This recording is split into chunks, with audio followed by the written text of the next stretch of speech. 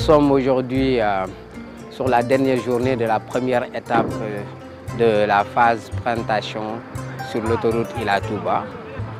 Nous nous étions fixé un objectif de 20 km d'autoroute sur 2 lignes de plantation aller-retour. Ça nous fait un total de 80 km linéaires que nous venons de boucler aujourd'hui.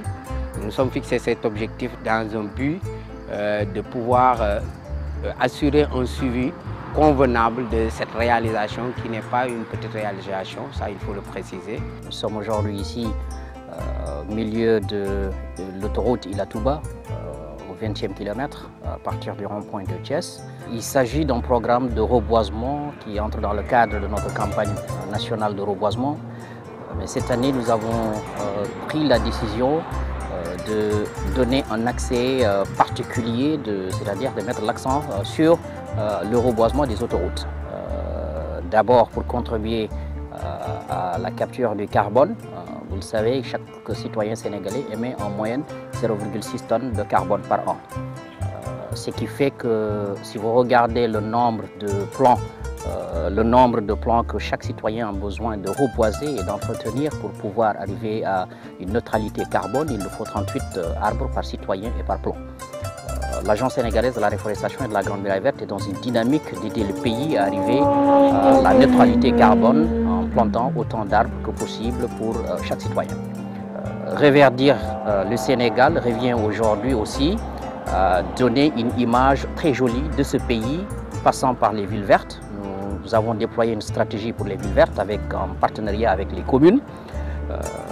C'est dans ce cadre-là que nous avons fait une opération avec la direction des eaux et forêts et avec Touba Tchakanam, une opération de reboisement de 23 000 arbres à l'intérieur de Touba. Nous avons fait des opérations à Daroumousti, nous avons fait des opérations à Tilmara, à l'intérieur de Dakar sur la VDN avec des associations et d'autres institutions aussi de l'État du Sénégal. Nous avons fait des opérations à l'intérieur du pays, un peu partout, dans les grandes villes, au nord, au sud, à l'intérieur du pays, dans toutes les 14 régions.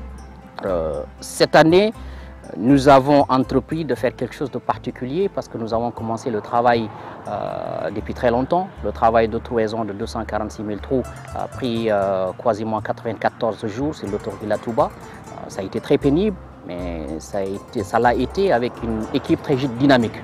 Une équipe très dynamique de jeunes réunis qui n'ont managé aucun effort aujourd'hui, qui sont visibles sur l'autoroute Ila Touba, qui ont passé des journées entières en train de creuser. Ce sont des hommes et des femmes.